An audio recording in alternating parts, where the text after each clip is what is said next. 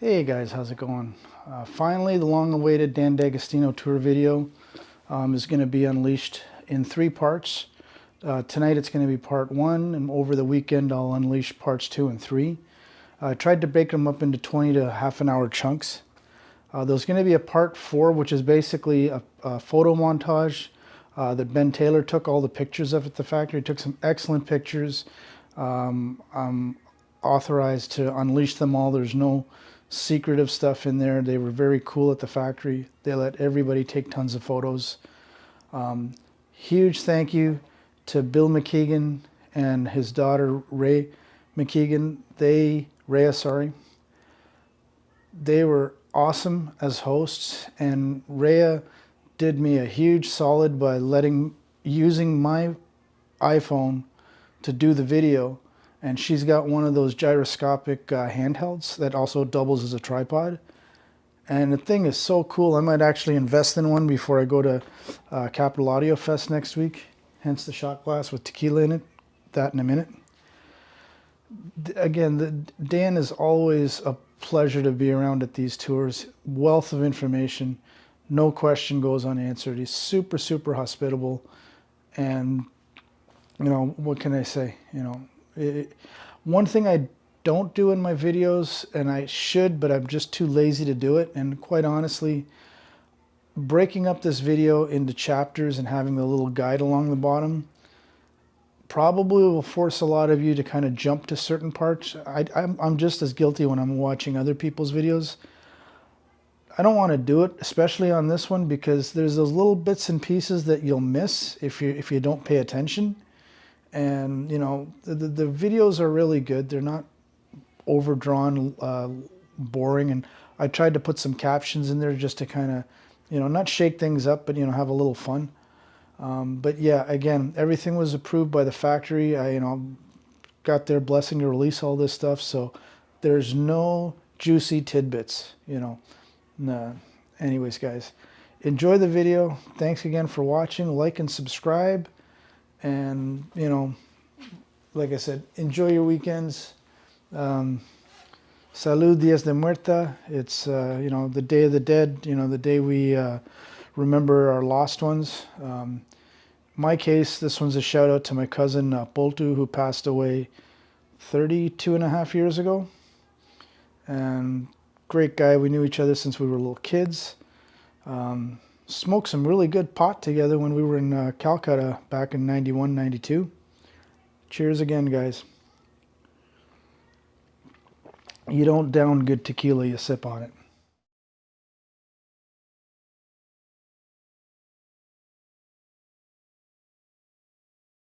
The 2-year, I must have been out of town, but I remember the 5-year, when it was 5 years ago, I remember you guys coming up.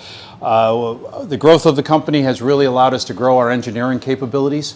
We've always been the analog engineers in our products. We did all the power supply work, all the audio circuits, as you would imagine.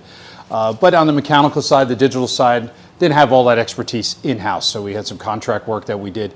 Now we have that all in the building. And if you remember the last time you were here, this wasn't the engineering office. We have just blown out every corner of this building, and we've just stretched. We're going to go out this way next, and the sound room will actually go out that way.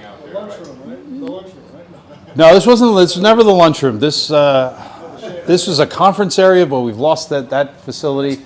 Anyway, what I wanted to say about the engineering is not only the digital stuff that we've added, like I was saying on the module, but also the control side. So this is the new remote control, and that's solid aluminum in the base. And if you could, I got a song playing, but you can see that the volume controller, the display is exactly the front of the unit. And as I adjust this, that display should be changing. If it isn't, my little demo here is going the wrong direction. But it's bidirectional Bluetooth feedback. It's instantaneous pairing. It has almost 2 days worth of battery life if you don't use the unit. It's got a switch. It's also rechargeable. So it's a lithium-ion battery, USB-C. But it also allows us, if we add features, that we have a web tool, we send you a file, and you upload that file into your remote control, and now you have the new features. So it allows us to do some nice things. We have some cool features as we go through it, and we can look at this later, but just I'll show you one. Let's see if I can see. That's always a problem. But I mentioned dark mode. So if that's too bright when you're listening late at night, I can kick it into dark mode, and the display is off now, and then we can, oh, song change, and I also have metadata here. So the song titles come up in my hand. And the dark mode will illuminate for about 10, 15 seconds, and when you make a change, and then it's going to go back off. So it doesn't, as you can see. So I'm going to turn that back off so we can not have it go dark on me. All right. And this remote, it will end up being the remote for everything we do. So it's already in the Relentless preamp, our flagship. You might have seen that we've introduced a little integrated amp. We haven't started shipping it yet, but we showed it in Munich in May. It's called the Pendulum, and it will have this remote as well.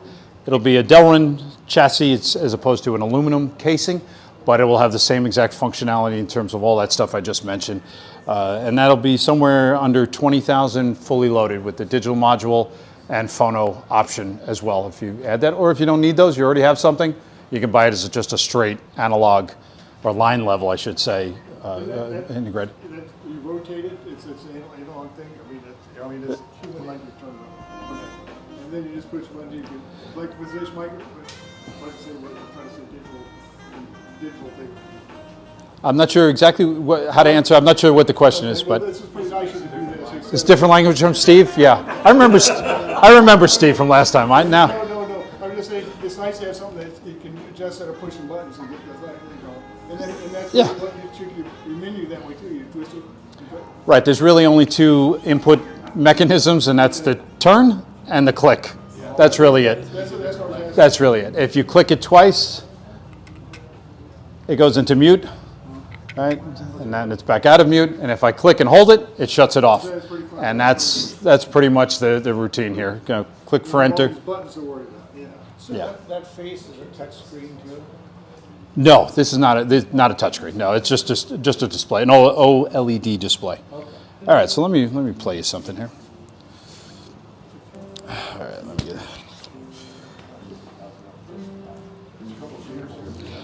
The rest of the system, I guess I should tell you what the rest of the system is. These are the Momentum M400 MXV amplifiers. This is the third generation of these amplifiers as well. They are another upgradable option or unit that we've had. When Dan started in 2011, the very first amplifiers, if you happen to have those, you can bring those to us. We gut them completely, put all new electronics in from transformer all the way to output stage, and now you end up with the Momentum M400 MXV. Not a version of it, not a derivative of some of the upgrade. It's exactly what we're shipping today. In fact, the guys who do it are the same guys who build the new amps, right? I don't have a dedicated service department for upgrades. It is our production team that does the same work. The idea being that if you end up jumping into our family, it's an expensive step for sure. We understand that up and down our line, no matter where you jump in. So we try to value your investment for as long as we possibly can. We don't promise we can do it forever. If a certain architecture requires a different chassis, I can't say we'll be able to always do this, but this is the third time, or second time, it's the third generation, second time we've done it. We've done it with the preamps. We did it with our big flagship amp. It is something we try to do. And I started with Dan many years ago at Krell, and it was always part of our culture there as well. So if we could, we did. And again, sometimes the architecture or the design just didn't allow for it. But when we could, and I think it's held us in good stead with our customers over the years. So those are the 400s. They're 400 watts into 8 ohms. They're 800 watts into 4 ohms, which the Wilsons, which these are Wilson Alex V's if you don't recognize them, and they'll do 1600 watts into 2 ohms. Wilsons go down typically to about 2.8 ohms at around 60 to 80 hertz. That's right in their manual. That isn't some hidden piece of information. You look in their manual, they have that impedance curve, which is a nice little thing to have in a speaker manual. Not everyone does that. So whatever that speaker asks for, we're going to deliver. That's sort of the reason we do that kind of power thing. We've got transparent wire all the way throughout. And like I said, we've got the Alex V's doing the speaker duty here. We use this area really as just sound testing for the units, meaning every box that we build goes through a sound test. You would imagine we test them with the equipment, the audio precision and oscilloscopes and that, depending on what the product is, but every piece gets listened to before it goes out the door.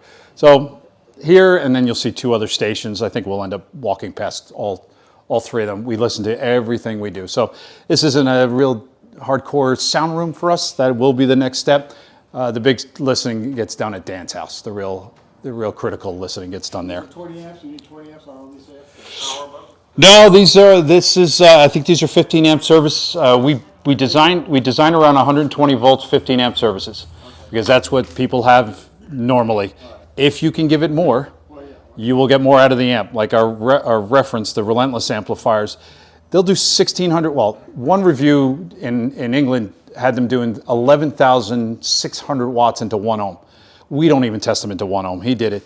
But that's 240 volts, 40 amp service. You're not getting that out of 120, 15 amp line. 30 amps or something like that, yeah. Right? So, but the amp can do it if you have it. We don't tell people you have to do that, but it will. Peak, you probably have enough reserve for the peaks anyways. Yeah, and we do sell them in Well, you Japan. need something else. Yeah, and we do sell them in Japan, which is 100 volts, so it gets a little tougher. So from 100 up to 240, the amps or all the products will work, obviously.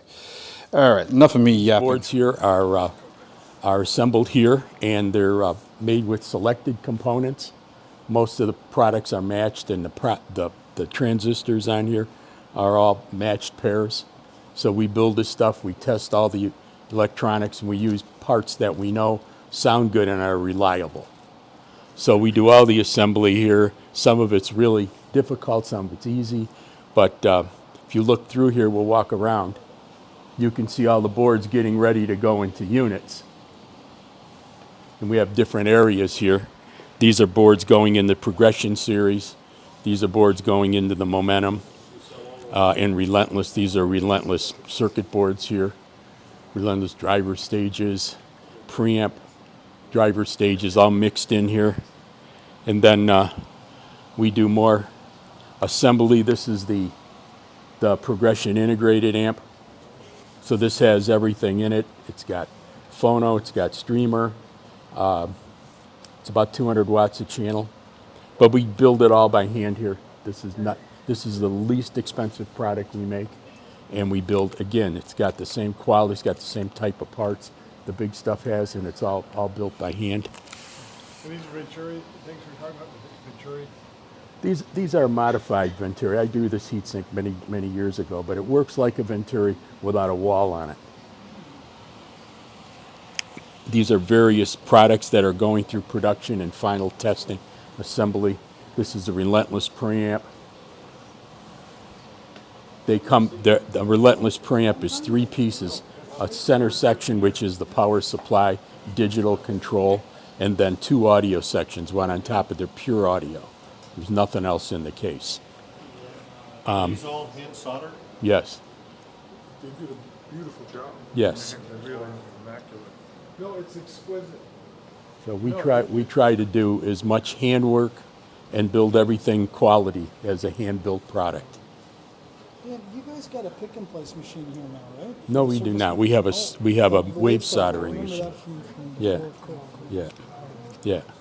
So then back here, we've got our progression product line, the progression preamps. Yeah, they're yeah. They go with our progression product line, so we're trying to kind of have plateaus in the product. Where we have the progression series, then we have the momentum series, then we have the relentless series of products. Yep. Do you own a copper mine? No. I wish. It's more boards, you're ready for testing. Now over here, I wanted to walk you guys over here. These are all test jigs. We burn them in too, it looks like a little bit. You guys coming? So we build test jigs to test all of our boards. And you can see these things are serious.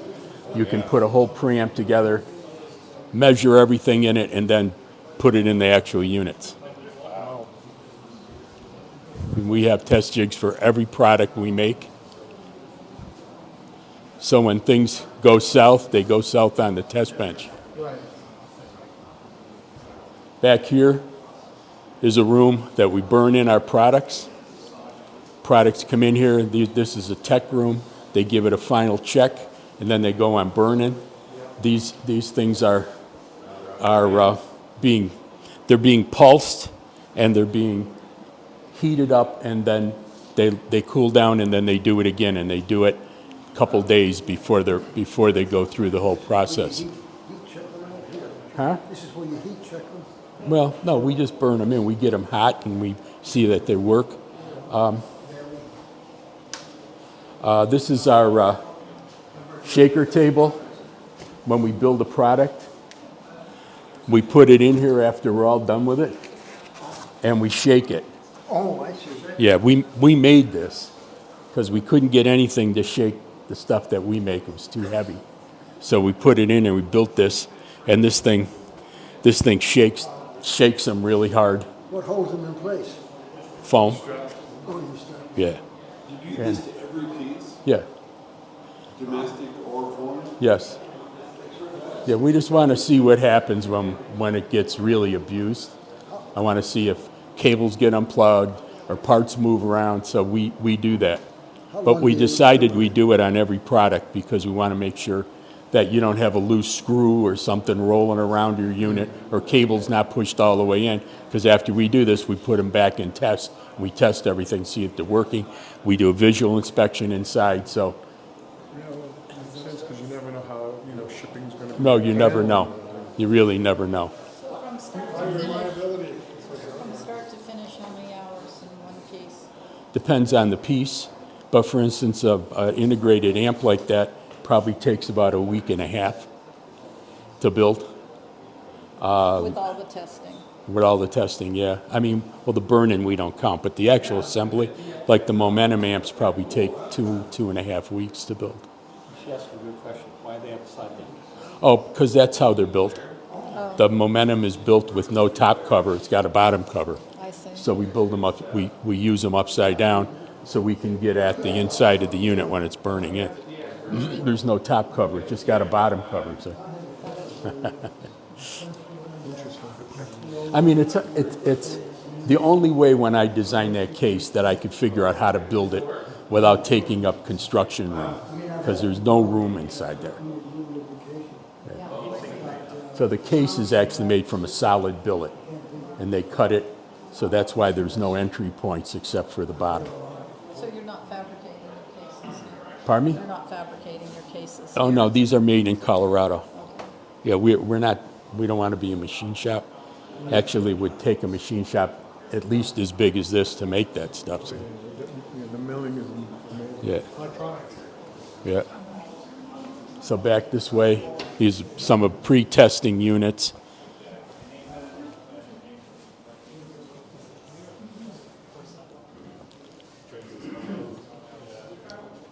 And so you have to experience this every day. Yes, every day. You'll see a lot of silver here. They dominate our. If it weren't for them, we'd probably be 50-50. But in the 10 years they've been with us, they've ordered one black product. They don't even put on the order silver. I just know it's always silver. I never have to question. In fact, these are going to them as well. These big ones. How So many stores in China have your product? 8.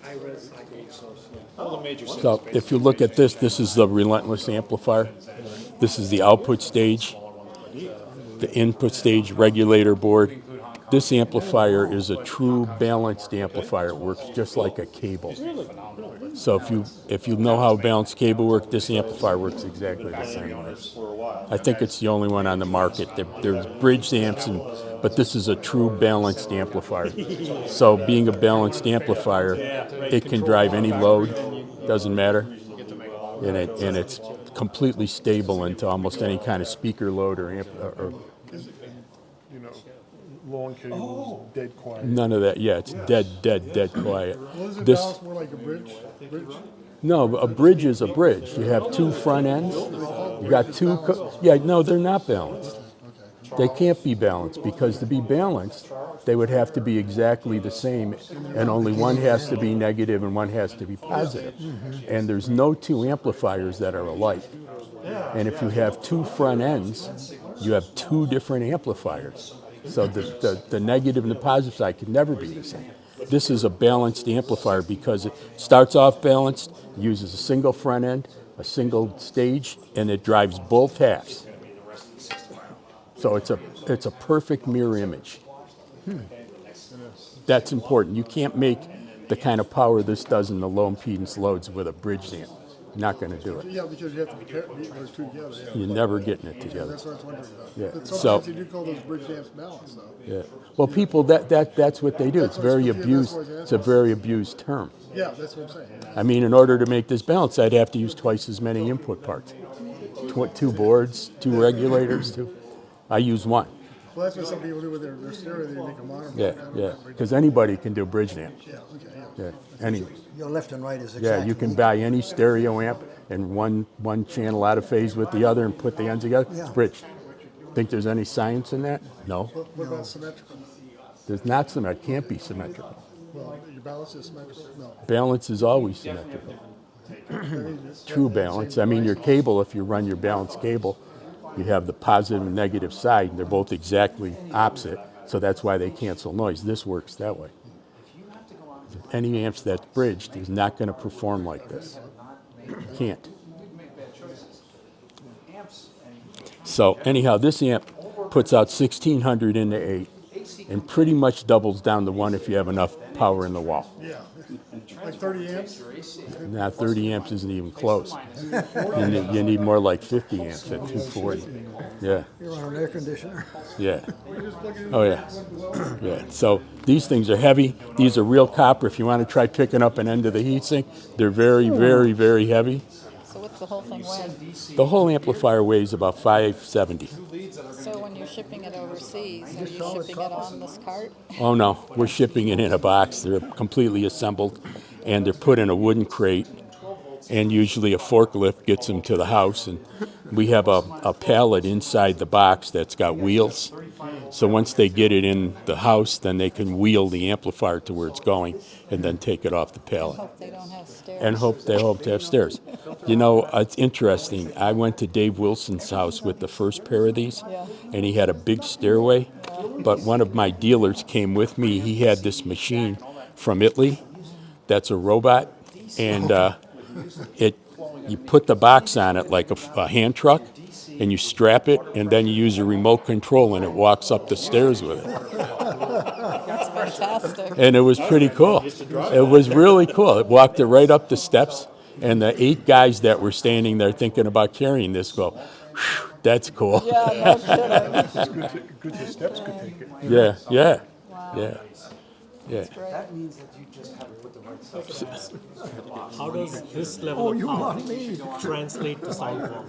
Okay, What so can we expect? so what you can expect is you can expect an ease of operation. I mean, I don't know how you play your music. At low levels, this amplifier sounds wonderful. At high levels, it sounds exemplary because you never heard an amplifier that can play speakers at the levels this plays at without collapsing the sound stage, without getting hard, without changing the depth perception. None of that happens with this. Total stable. It stays stable, and the sound you like at low levels is the sound you get at high levels. Same thing. Perfect for that last track. Right. Oh yeah. Yeah. But that's not an easy task. Not an easy task, because usually big things don't do very well at low levels. These amplifiers do exemplary at low levels because they are just a true balanced amplifier. I guess. Yeah. I wish we could. What's happening here? Oh, okay. So this is a power cord. Can't pull them off. But there's 3 of these, and you get a great big cord and you bolt it on there. And then there's a big metal Delrin box that goes over it.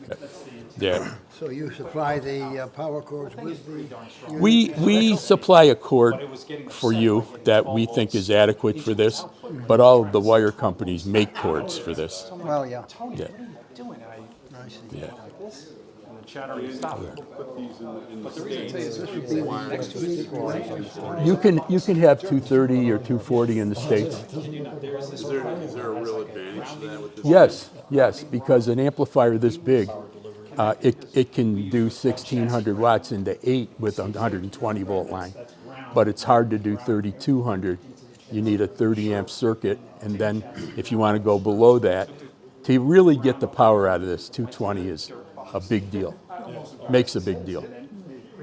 Yeah.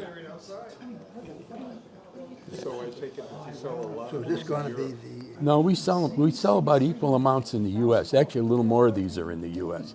And most people that have these have their house wired for 220. Yeah. But I mean, you think about it.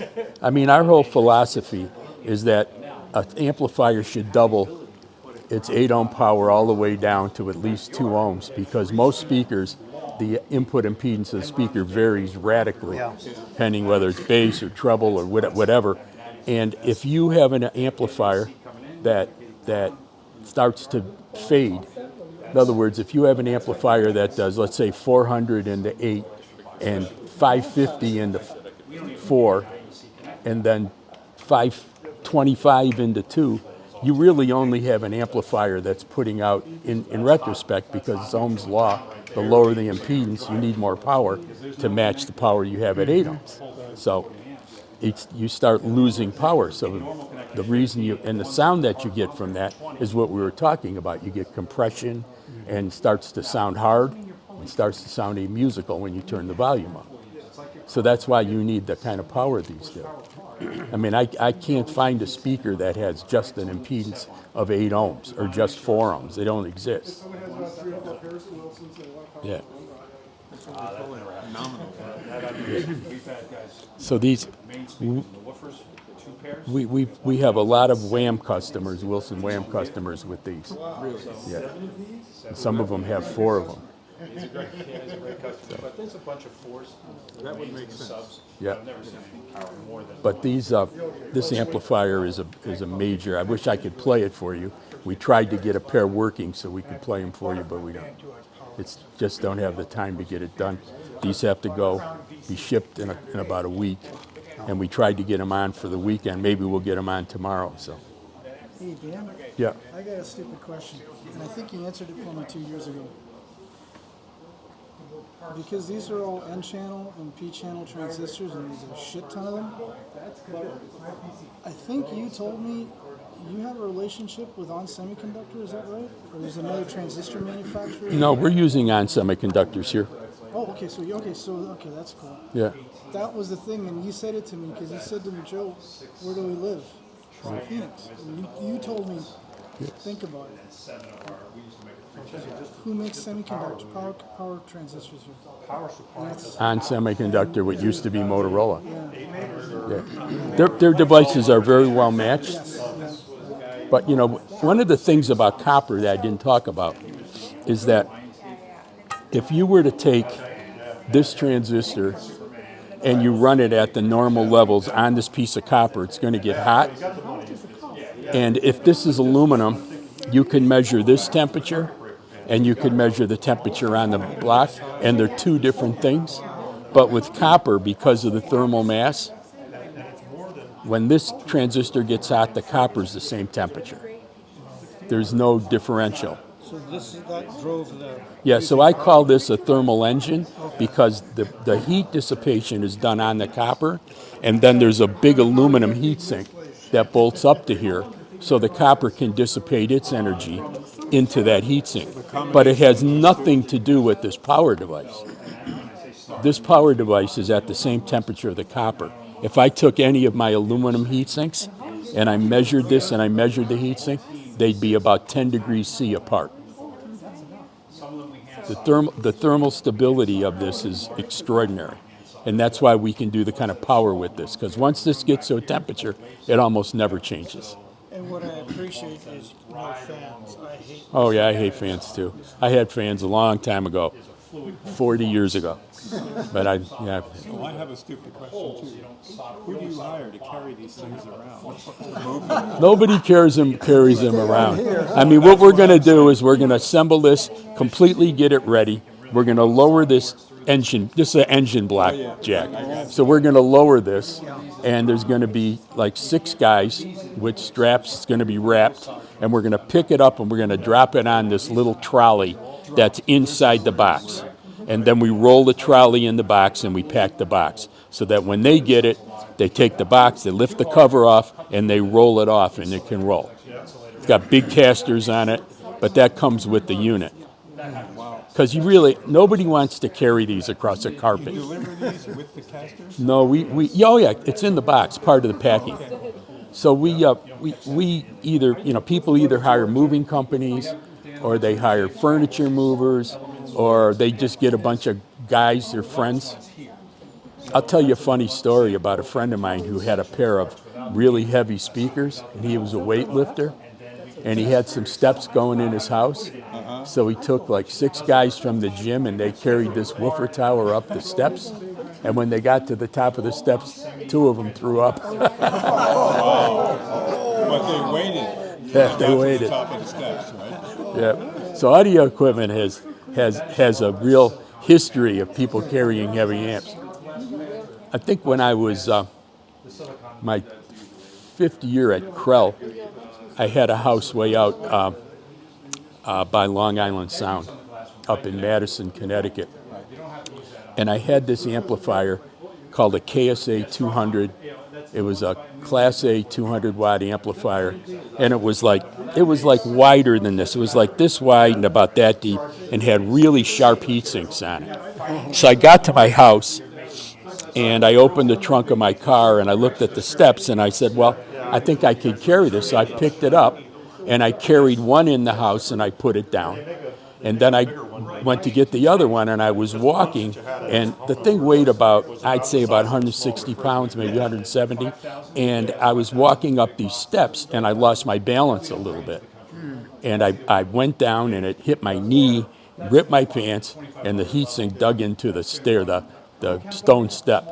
But didn't do much damage, just on my leg, and I put it in the house after that. But these are dangerous to carry. Big amplifiers are always been dangerous. Once you get them in place, you want to tend to Yeah, live in there, right? yeah. So, Most of us love Class A sound. yeah. What are your thoughts on the Class D trend? I think Class D is fine if you wanna have a boombox or one of those speakers that you hook up with Bluetooth. I mean, if you put a square wave, 10K square wave into a switching amp, it doesn't look like that when it comes out.